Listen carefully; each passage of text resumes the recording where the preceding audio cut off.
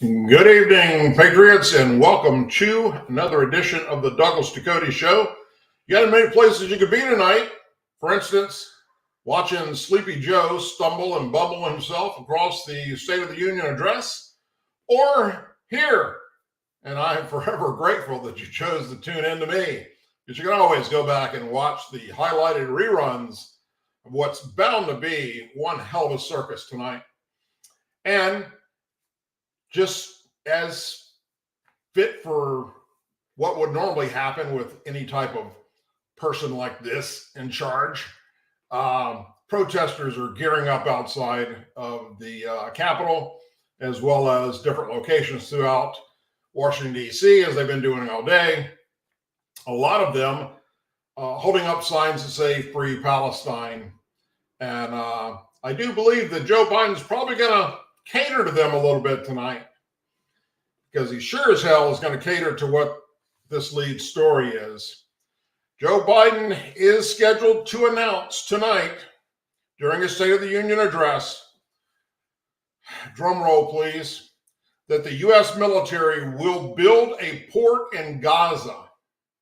The development was revealed earlier today by senior administrative officials discussing humanitarian aid for the Hamas-controlled territory.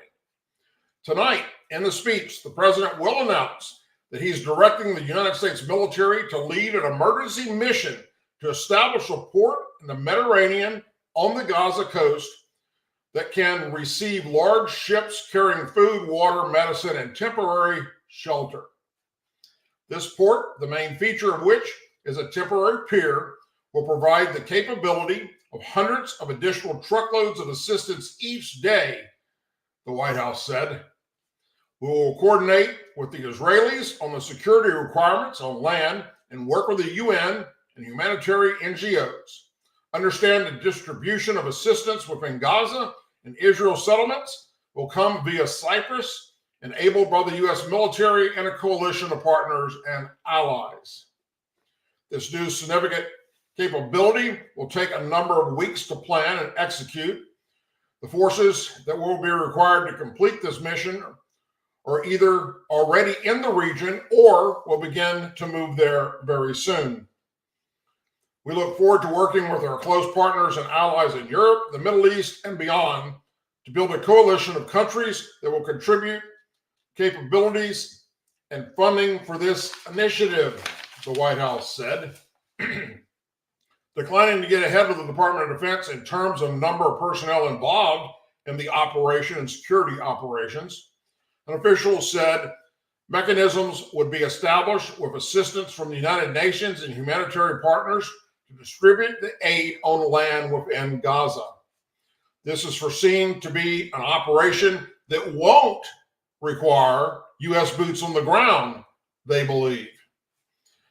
That, by the way, is a lie. I think one of the reasons why this development is so key is that we're building a redundant system so that we aren't relying on one or two crossings as single points of failure in terms of being able to get assistance in, the White House said. The second official clarified that the operation to build the port involves U.S. military personnel on military vessels, but does not require U.S. military personnel to go ashore to install the pier or causeway facility that will allow the transportation of humanitarian assistance ashore. Another lie. The U.S. has provided more than $180 million in assistance since October 7th, attacks by Hamas terrorists on southern Israel, according to the Biden administration. Responding to the major increase in the needs of the Palestinian people have been a priority since day one and remains so today, they said. But the truth is, we know that the aid flowing into Gaza is nowhere near enough and nowhere near fast enough, one official said. Well, it's because it's also flowing into the hands of the terrorists who control Gaza. The president will make clear again this evening that we all need to do more and that the United States is doing more, and we're seeking to use every channel possible to get additional assistance into Gaza.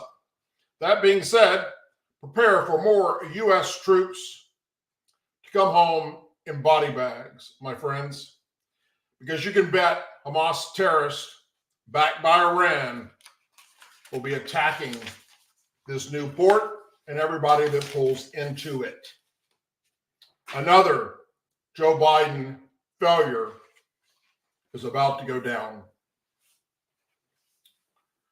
Every military leader reaches out to the family of their fallen service members, as does the President of the United States until now.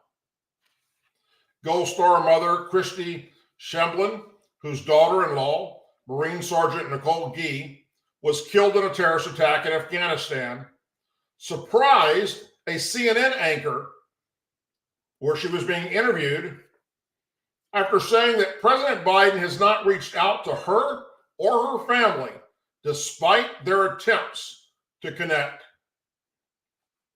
When asked whether she believed that Biden was a consoler in chief, she said that was not her family's experience. He does talk to families that have lost loved ones because of he doesn't talk to those that have lost loved ones because of his own experience, CNN anchor Abby Phillips said, referring to the tragic deaths in Biden's own family. And that, by the way, is no excuse.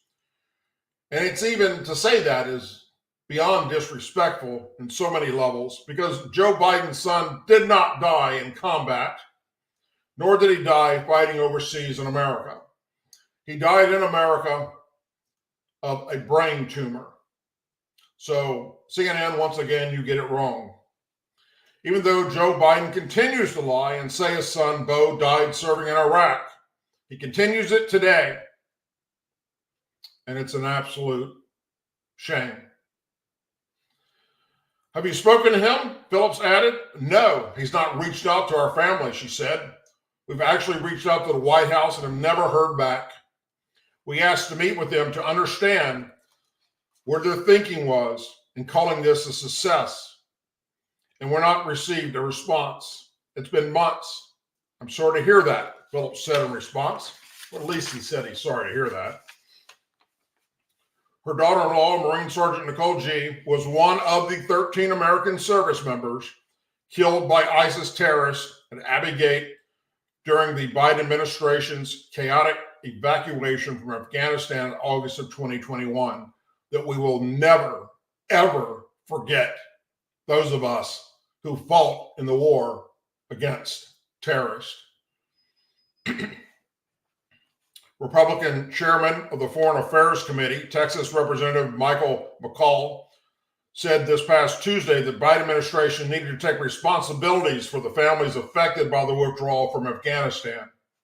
More than 2 years after the death of their daughter-in-law and 12 other U.S. service members at Abbey Gate, the Biden administration still refuses to take accountability for the tragedy it has caused. I hope Christie's attendance sends a clear signal to President Biden and the American people that I will not rest until a complete and thorough investigation has occurred and that people are held accountable for what happened. Shemble will be one of McCall's guests at the State of the Union address tonight. And she was asked what she wanted to hear from Biden in his speech. I want to hear how he's going to strengthen our armed forces and support them and answer our questions and lead to a tough investigation like he had promised so we can move forward in a positive way and make it better, she said. Behind closed doors, Biden strongly believes that he made the right decision on the chaotic Afghanistan withdrawal in 2021, led in part to the deaths of 13 American soldiers. From the new book, The Internationalist, The Fight to Restore Foreign Policy After Trump, obtained by Axis, suggests that Biden remains defiant that the history books will look favorable on his decision to leave Afghanistan after American troops spent 20 years fighting on the nation's longest war. President Biden's decision to pull troops from Afghanistan faced widespread global backlash after Taliban insurgents retook the country in a matter of days. August 15, 2021, 20 years after they're ousted by US-led forces. Just a month earlier, Biden had told Americans that the Taliban takeover was highly unlikely, that he and his administration were doing the right thing, and they knew what they were doing, and they failed. They surrendered to the terrorists. They left behind billions of dollars worth of our military equipment that they claim was destroyed, and we now know from all the hearings that took place, from those that were supposed to be there to destroy it, that most of it was not. We know that we left them helicopters, aircraft, weapons, small arms, large arms, ammunition, food, water, all types of supplies, Humvees, just a list of military weaponry. And we left behind American citizens to die at the hands of the Taliban. And in the process of not having a plan in place, 13 additional American service members lost their lives during that withdrawal that Biden still says was a success. Democrat donors are urging Joe Biden to see recent presidential primary results, like in Michigan, where more than 100,000 voters abandoned him and marked uncommitted on their ballots, as a warning sign and a wake-up call. Regardless of how you look at the specific math and historical comparisons of what happened in Michigan, over 100,000 uncommitted Democrat voters must be seen as a wake-up call, wrote Way to Win, a national hub of progressive donors, in a memo to its members and supporters. We can tell you that the energy behind uncommitted is not something that should be ignored, taken lightly, or dismissed. It added, we should not try to argue ourselves out of the fact that Michigan is a major warning signal that something needs to change. In the Democrat presidential primary in Michigan, the state's Arab-American population urged voters to abandon Biden and vote uncommitted on primary ballots and protest the Biden support for the Israel war in Gaza. Biden won 81% of the state, losing approximately 101,000 to the protest vote. In the memo, Way to Win cautioned that 2024 was lining up to be a repeat of 2016, when then candidate Hillary Clinton lost the Democrat primary to Bernie Sanders, but felt the same would still vote blue in the general election. It didn't, and Trump went on to win Michigan by just under 11,000 votes. Michigan 2024 is not an anomaly, just as Michigan 2016 was not, the group wrote, adding that potential voters are hesitant to support Biden because they feel disenchanted, disaffected, and demobilized. The protest expanded to Super Tuesday as well. Despite nearly sweeping every contest on Super Tuesday, Biden saw a chunk of Democratic voters refuse to put his name down in states like Alabama, Colorado, Iowa, Massachusetts, Minnesota, North Carolina, and Tennessee. In North Carolina, the Biden campaign saw a whopping 88,000 voters, or nearly 13% of the total, back no preference. In Massachusetts, a sizable 54,000 voters, or just under 10%, also marked no preference. In Colorado, just over 43,000 voters, or roughly 8% of the vote, marked non-committed delegate on the ballot instead of putting down the president's name. In Tennessee, Alabama, and Iowa, Biden lost approximately 8%, 6%, and 4% respectively to uncommitted. In these states, the non-declared option was usually the second most chosen. Way to Win added, and beyond our volunteers and activists, there's a real and present danger that too many voters in close swing states who are fed up with the system will choose to either not vote at all, vote but skip the presidential ballot, or vote for third-party presidential candidates. We're seeing this everywhere in our data. The memo suggests Biden should directly address the concerns of those protesting him and change course on Gaza, elevate Vice President Harris on the campaign trail, and emphasize the need for Democrats to go out and vote. And I'm sorry, but none of that's going to work. Screwed the pooch, folks. Democrats, it's over. I mean, I really do believe it's over.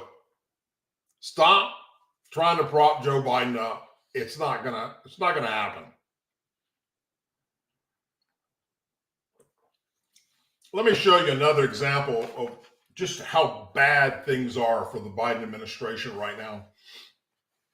What does it say about Joe Biden's foreign policy when a prime minister of another country coming to America decides not to meet with you, but will meet with the former president of the United States, Donald J. Trump?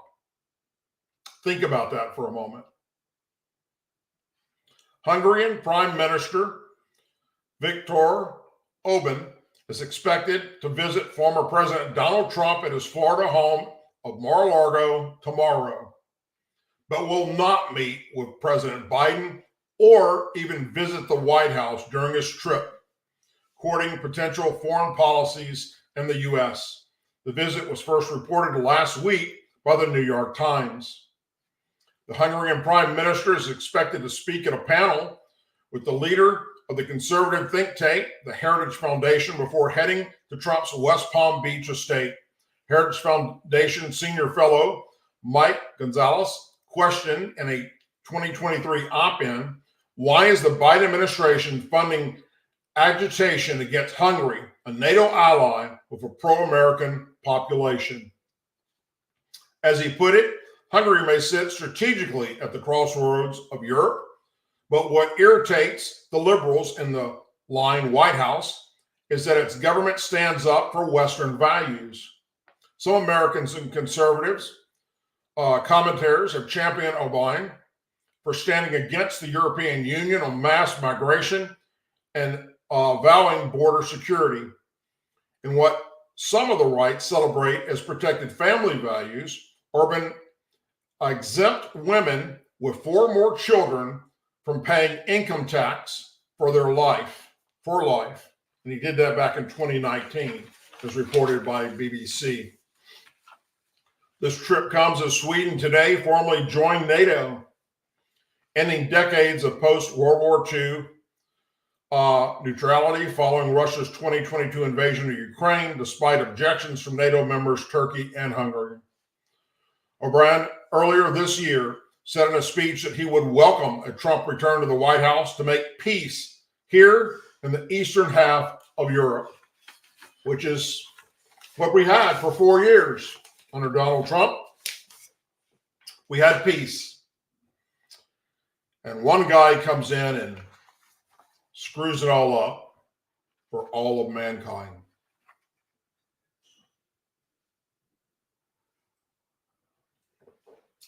South Carolina Governor Henry McMaster today signed permitless carry into law, making the second Republican-led state in 2 days to adopt constitutional gun laws.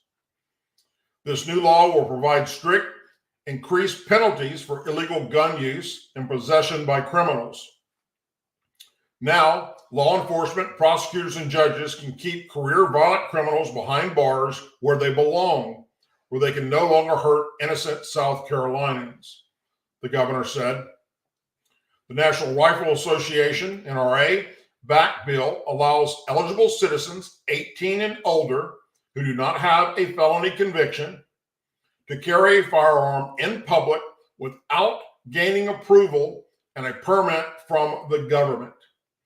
The state Senate passed the bill yesterday in a 28-18 vote, while the state House passed the legislation the day prior, with lawmakers voting 86-33.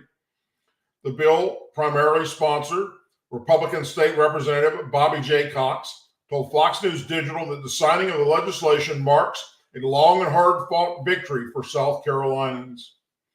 Governor McMaster's and my colleagues across both chambers of legislators have sent a resounding message. South Carolinians should never require government permission to defend themselves, their families, and their communities. Our God-given right to self-defense, as enshrined in the Second Amendment to the Constitution, is unequivocally affirmed, just as our founding fathers intended. Thank you to my fellow NRA members, gun owners, and patriots throughout South Carolina who have tirelessly worked to make this day a reality, he said. McMaster's is the second Republican governor this week to sign such legislation into law, following Louisiana Governor Jeff Landry's approval of the state's version that took place this past Tuesday. NRA Interim Executive Vice President and CEO Andrew Arlederman applauded the NRA and its support securing constitutional carry in a second state in a matter of roughly 48 hours. Thanks to the unwavering support of our members, in about 48 hours, the NRA has secured constitutional carry victories in 2 additional states, Louisiana and South Carolina, bringing the total to 29. South Carolina is the 29th state in the nation to enact constitutional carry into law. Florida had the honor last year to tip the U.S. as a permanentless carry majority nation when Governor Ron DeSantis signed his state's legislation in April. Under South Carolina's law, carrying a firearm is still banned in certain locations such as schools, courthouses, and polling places on Election Day, as well as every one of these constitutional carry states. No different than when we have open carry, no different than when we have concealed carry. You're not allowed to bring them into certain locations. Only the evil people, the criminals, are allowed to do that. Residents can still obtain a permit if they wish to do so. The bill also increases penalties against those who are barred from carrying a firearm, such as convicted felons, if they are found with a gun, and establishes penalties against those who repeatedly carry a firearm in restricted areas. Critics of the bill argued it could drive crime and gun-related deaths up, as more people will likely carry firearms. With all of the killings in South Carolina and in America, why do we want to promote what we consider to be the Second Amendment right? Why won't we put restrictions on it? Why are we going to allow people to carry more guns, and this time without a concealed weapons permit? Democrat State Senator Margie Bright Matthews argued this week. This is something I'm deeply troubled we're doing, Democrat State Representative Seth Rose told House members this week. I have friends and citizens from both political parties come up to me and say, what are y'all doing? What are y'all thinking? Republican State Senator Shane Martin, who supported the legislation, told Fox News Digital that the law is about nothing more and nothing less than our God-given constitutional rights. The forefathers did not say, in order to carry a gun to protect yourself, you have to pay a tax or a fee to a state to do so. Robin Evans, founder and operator of a boutique self-defense training company catering to women called Chicks with Triggers, told Fox News Digital that the new law will further empower citizens, especially women, who are taking their safety into their own hands. Criminals don't wait for permission to arm themselves illegally, and neither should women that I stand with. We demand the right to self-defense without barriers. Together, we are rewriting the narrative from victims to victors, Evans added. The law took effect upon the governor's signature earlier today.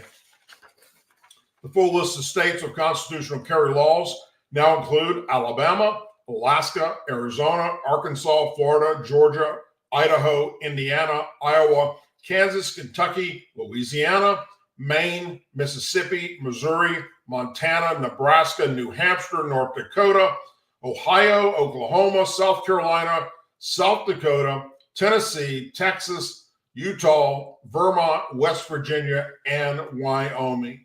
Those states use common sense. And common sense tells us that no one that's a criminal that likes to do illegal shit cares what laws you pass. And by passing laws that restrict law-abiding citizens from having handguns to protect themselves is only going to get them killed and not the bad guys. So with that, let me just say this much. And I'm saying this from several different levels. One, having grown up shooting guns all my life and hunting in Louisiana, being a combat veteran in the United States Army, as well as working in law enforcement for a good portion of my life, I would like to see every law-abiding American citizen that can legally buy a handgun for protection, or an AR-15 for protection, or a shotgun for protection, to do so. But also, if you don't have training on those weapons, to go out and get that training. In most places, it's available for free, especially with local sheriff's offices. They won't charge women at all, for instance, to go get that training. A lot of women like to get the self-defense training, hands-on type training, and that's fine too.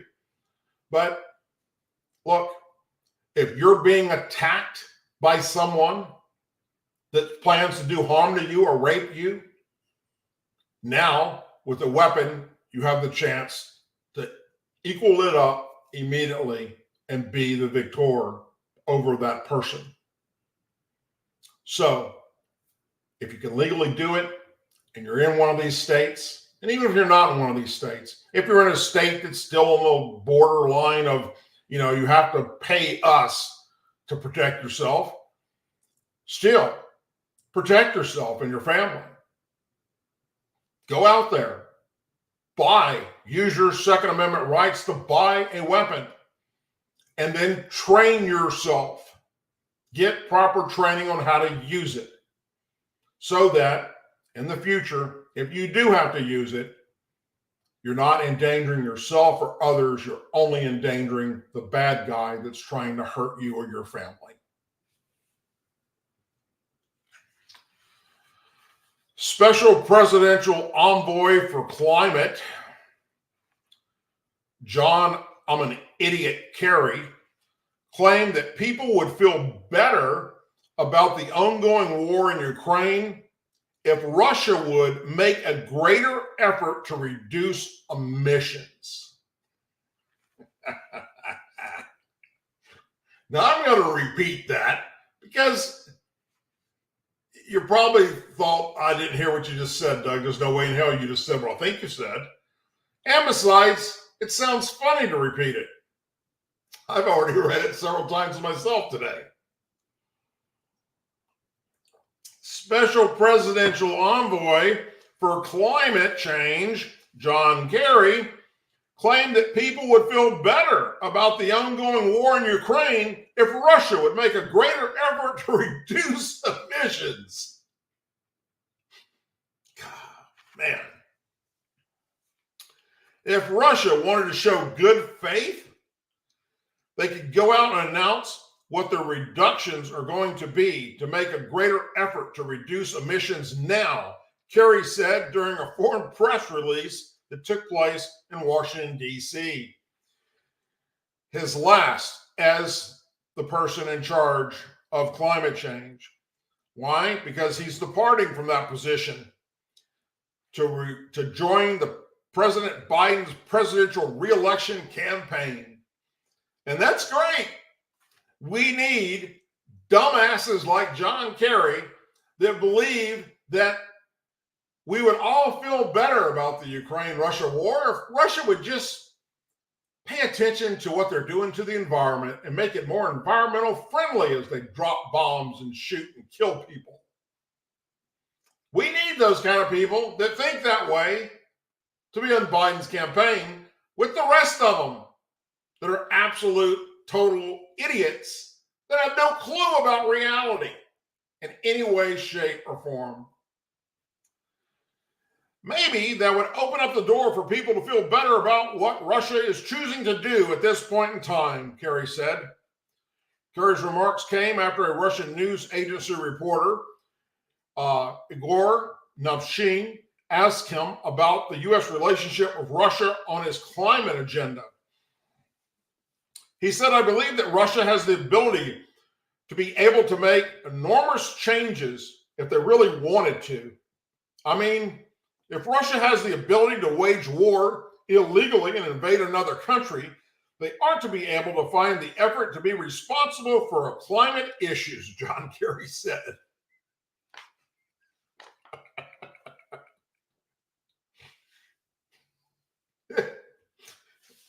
Oh. And unfortunately, because of the actions that Russia took in an unprovoked illegal war against another nation, we have not been engaged in discussions with Russia, sadly, he continued.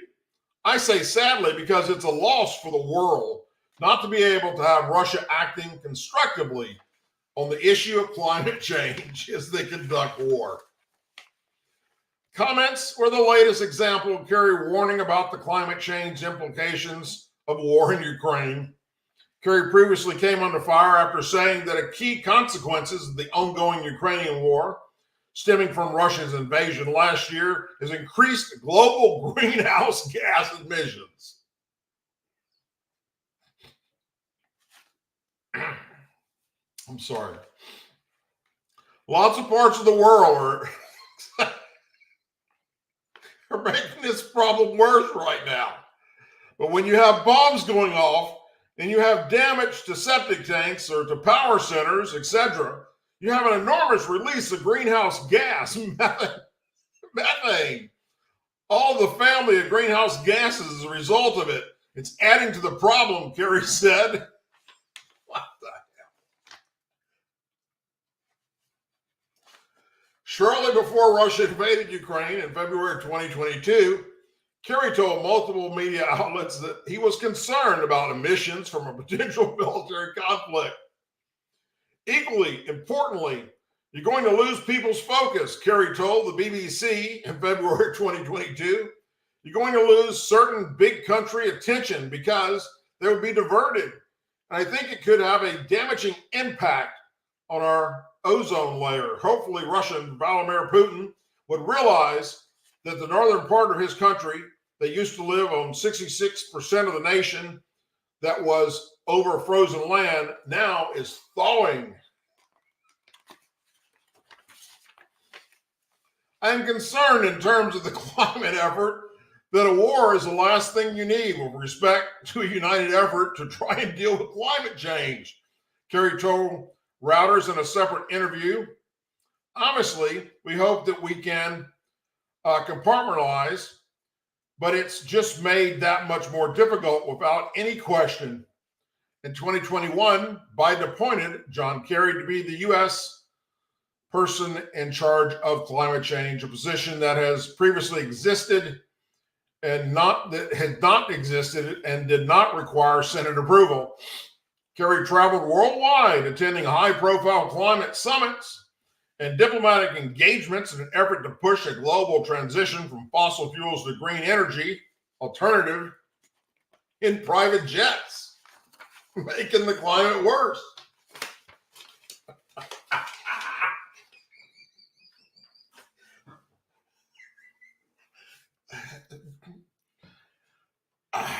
All right, let's just move on.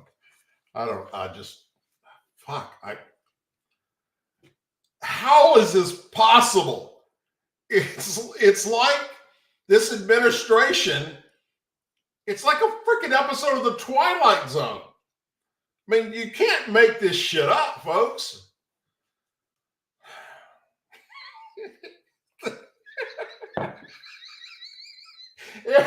If Russia was more caring about the environment with their missiles and bombs attacking Ukraine, we would be more supportive of the war. That's what this son of a bitch said.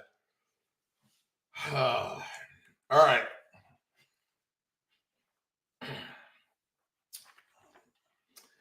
Every news media outlet is conducting polling for this upcoming presidential election. And it matters not who is conducting the polling. Fox News, CNN, ABC, NBC, CBS, the Washington Times, New York Times, or the far-left liberal freaks of MSNBC. The results are all showing the same damn thing. Whether it's from the right or from the left, the polls are showing the same thing. Trump is ahead in the polling regardless of who is conducting the poll. Well, MSNBC's Andrea Mitchell appeared to doubt the accuracy of her own network's Super Tuesday exiting polling, speculating that voters might support President Biden more than the polls are actually showing. Mitchell said enthusiasm for Biden could be bigger than we think during an on-air discussion with NBC News host, senior political editor Mark Murray yesterday. Murray argued a significant number of Nikki Haley voters could be more open to voting for Biden over former President Trump, given the fact that 51% of Haley voters in Virginia said they approve of Biden's job as president. That results leads me to think that maybe that 5-point spread in the New York Times poll and our poll on the head-to-head matchup is not quite accurate, she said. Maybe the enthusiasm for Joe Biden is, as their campaign has been claiming, bigger than we think once it's the main choice. Mitchell was referring to a New York Times Siena College poll that showed Trump leading Biden 48 to 43%, as well as an NBC poll also showing Trump with a 5-point lead over Biden in a head-to-head matchup. Murray argued that it will be a competitive race, but because Biden is the incumbent, he has the average. But you don't have the average when the American people have watched you repeatedly lie your ass off and say things that are just crazy, like that your son died while serving in Iraq, when your son died in America of a brain tumor, or when you talk to dead people, literally. President Biden is unperforming some of his benchmarks, not only with base Democrat voters, but also voters in the middle of the electoral, that now is time for him to actually start trying to bring those people back into the fold, he said. MSNBC's Rachel Maddow was also critical of her network on Super Tuesday, claiming it was irresponsible to broadcast Donald Trump's victory speech. I will say that it is a decision that we revisit constantly in terms of the balance between allowing somebody to knowingly lie on your air about things they've lied about before, and you can predict they're going to lie about now, Maddox said Tuesday night. And so, therefore, it is irresponsible to allow them to do that. It's a balance between knowing that that's irresponsible to broadcast and also knowing that as a de facto, soon-to-be de facto nominee of the Republican Party, this is not only the man who is likely to be the Republican candidate for president, but this is the way he's running. Fellow host Stephen Roll suggested they fact-check the hell out of him in an attempt to take care of this tension. But Maddox doubled down. Yes, and we do that after the fact, and that's the best remedy that we've got. It does not fix the fact we broadcast it. Honestly, she said. In January, MSNBC cut away from Trump's speech following his victory in the Iowa caucuses. So, Rachel Maddow and all of you supposedly journalists at MSNBC, you are hands down the pot calling the kettle black.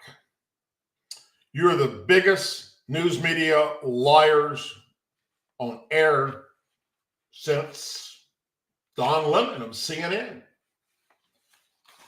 He got fired because he's a freaking liar. And eventually, you will too, because nobody watches your shit anymore. MSNBC is figuring that out. So it's a matter of time, madam, before you move on along. Go do something else with your life.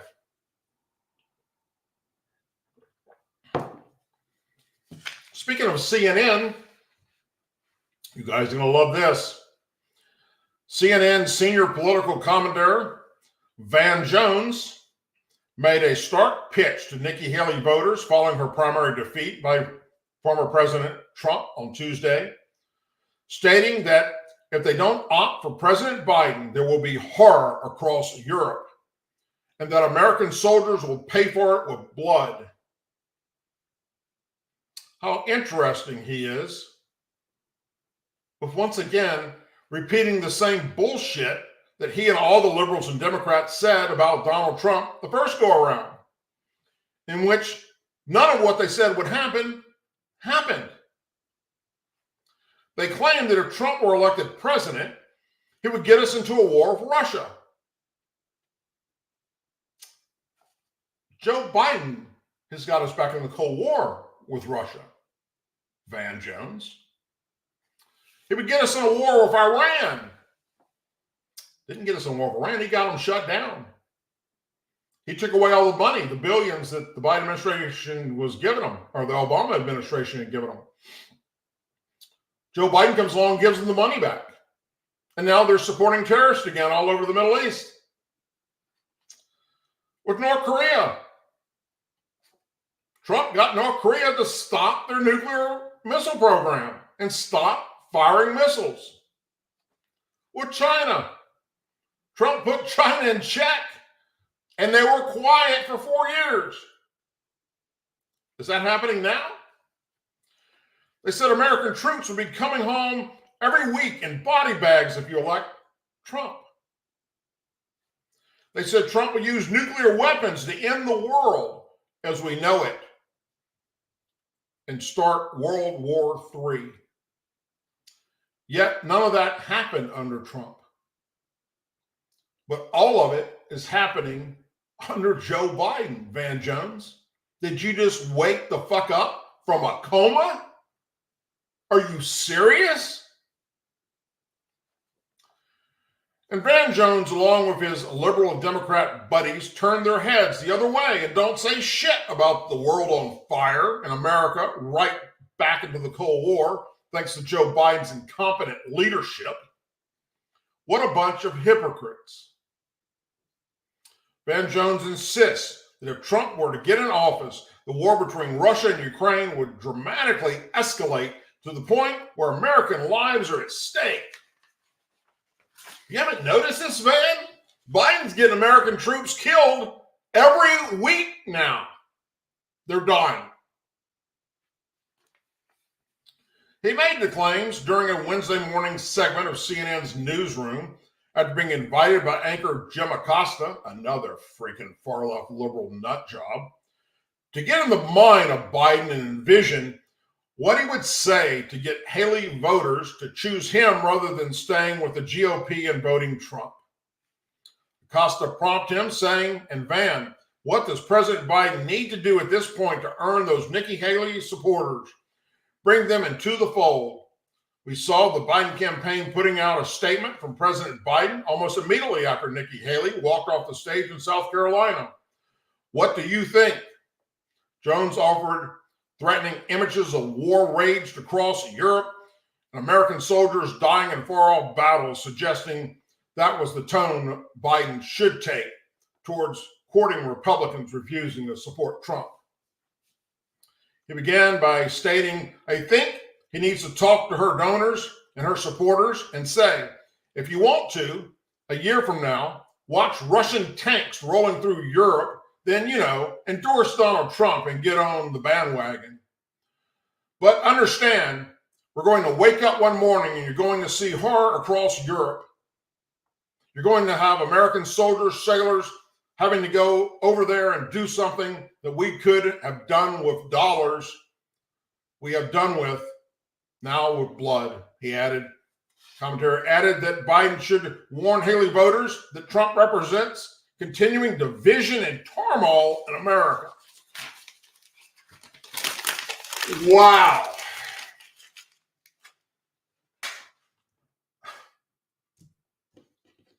Yeah.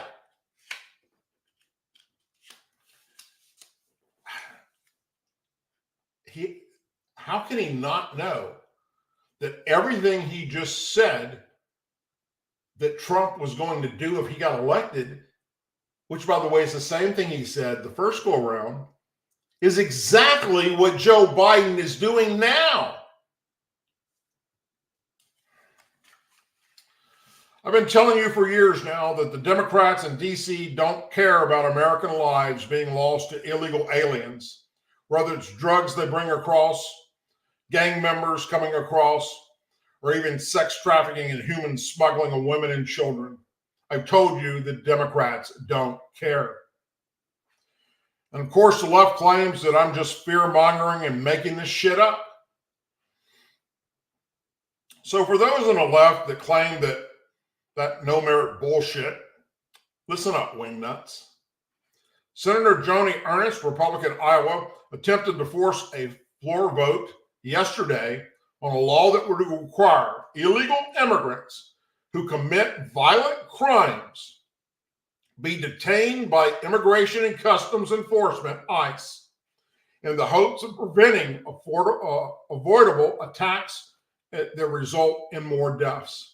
The Iowa Republicans' unanimous consent request was stopped dead in its tracks by none other than Majority Whip Senator Dick Durbin, Democrat, Illinois, who objected to the request. Ernst requested unanimous consent from her colleagues in order to advance Sarah's law to the floor for a vote. During her speech, she pleaded with her colleagues to pass her bill, recalling the death of Sarah Root and also referencing the recent death of Lincoln Riley, both killed at the hands of illegal immigrants. The bill will require ICE to take into custody illegal immigrants who are arrested and charged with causing the death or serious injury of another. This was reiterated during her floor speech, right in front of Durbin. It would merely require ICE to detain, just detain, otherwise deportable illegal immigrants charged with killing or seriously injuring another person, she said, because what's happening now in these Democrat, far-left liberal areas of our country, these illegals can commit murder and be back out on the street the next day with no bail, waiting for a court date, and go do it again. With this law, you kill somebody, you're an illegal alien, you kill somebody, you're going straight into ICE custody. And you're going to stay there until justice is served, and then you'll be deported. Durbin said the bill would detain victims of trafficking or domestic abuse who were charged with crimes. According to him, the bill would deprive immigrants of the due process that everyone is afforded. I'm sorry, they're illegal immigrants. They don't get the same due process that we do. They shouldn't get any of the same things that we do. In fact, they shouldn't even be here. They should be turned away at the border.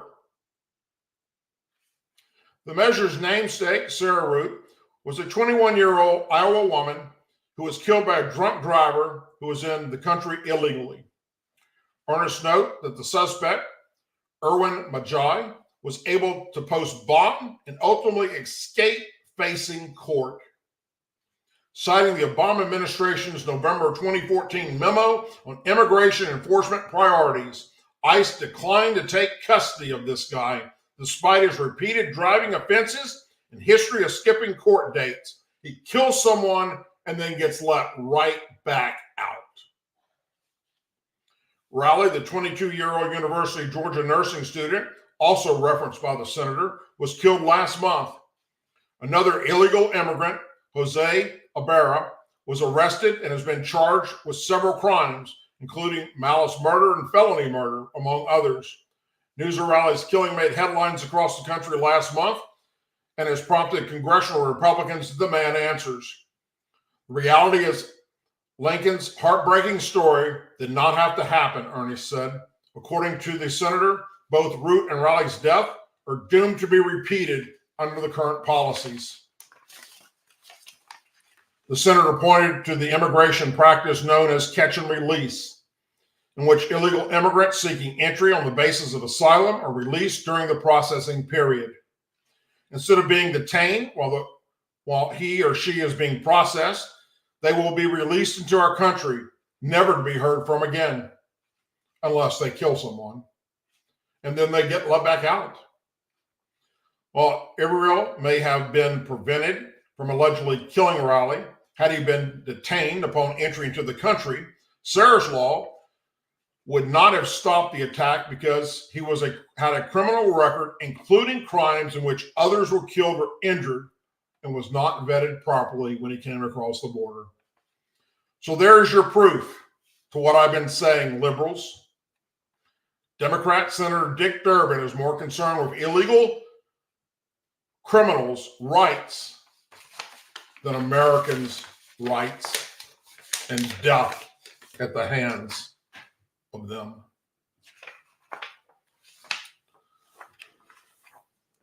I'm going to read something to you real quick here, and I need you to pay close attention to this.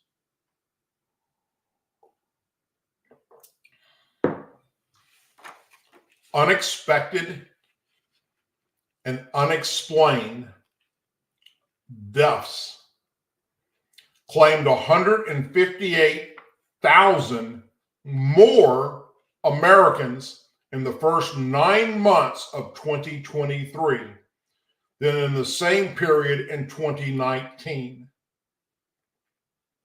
The same thing is continuing in 2024.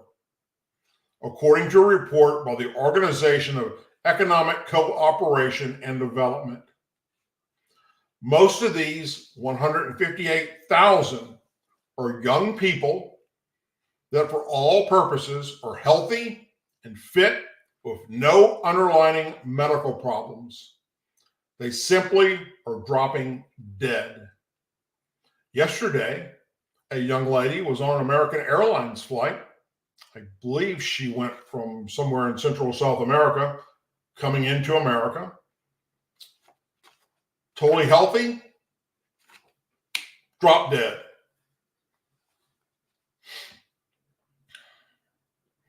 Many of these 158,000 that have died are athletes in high school, college, professional sports such as the NFL and NBA. What's causing this sudden increase in deaths? It needs to be studied ASAP. So I ask you, what has changed in the past few years that could possibly be an answer to what's causing this? Can you think of anything that stands out that caused 158,000 mostly healthy young people to just drop dead? 158,000 more than what the normal would be. Well, the only thing that's changed that anyone with common sense can point to is the jab that was introduced and made mandatory for many, especially those in school, federal and state employees, and our military troops, the top 3 professions of those that are dropping dead. I believe in due time, the truth will come out, and history will show that the CDC and the World Health Organization are guilty of genocide. Folks, gentlemen, a pleasure to be tonight. You chose to be here with me, and for that, I am forever grateful. Thank you very, very much. Something breaks over the weekend, or between now and next Tuesday's show, I'll be sure to talk about it or do a show about it or do something live. Other than that, I plan on relaxing the best I can this weekend. A lot of people in my family right now are are sick and recovering from different types of sicknesses. And I know that's affecting a lot of people right now, especially in Louisiana. There's a lot of shit going on right now that is kind of strange, all through the South, actually. Anyhow, in the comments section of this video and all my videos and shows, you can see all the places you can follow me on social media. Follow me there. I'll be sure to follow you back. Also, you can see a link to all the stories that I discuss here on this show. If you want to go read them for yourself, the links are there for you to look at them. As always, please say a prayer for our men and women serving in the United States military, our veterans, our law enforcement officers, our first responders and their families, our angel families, our blue and gold star families, and our country. May God bless the United States of America. And we need God to bless this country more now, today, than ever before, especially for the angel families and the gold star families. Because this administration, the Joe Biden administration, is literally pissing on the graves of their loved ones. And that is unacceptable. Take care. God bless. I'll see you all next Tuesday.